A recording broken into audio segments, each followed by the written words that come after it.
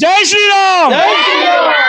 ఈ రోజు అయోధ్యలోనే కాదు మొత్తం దేశం అంతా ఉత్సవం కింద సంబరాలు జరుపుకుంటున్నారు. ఈ రోజు ప్రధానమంత్రి నరేంద్ర మోదీ గారి రాముని కళని ఇన్ని సంవత్సరాల కళని నెరవేర్చారు. అయోధ్యలోని రామ మందిరం నిర్మించారు. అందుకని భారతీయ జనతా పార్టీ తుని నియోజకవర్గం తరఫున నేను తుని టౌన్ అధ్యక్షుడిగా చెప్తున్నాను. అందరికీ మరొకసారి శుభాకాంక్షలు. అయోధ్య తరఫున పూర్తి భారతదేశం తరఫున అందరికీ రాముని కృప ఉండాలని కోరుకుంటున్నాను. జై శ్రీరామ్. జై శ్రీరామ్. జై శ్రీరామ్.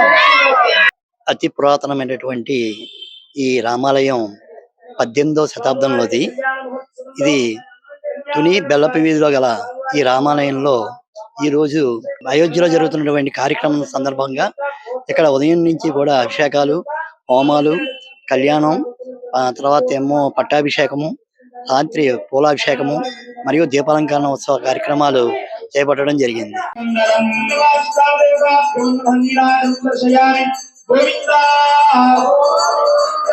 సదాయ రాజా రామచంద్ర మూర్తికి జై.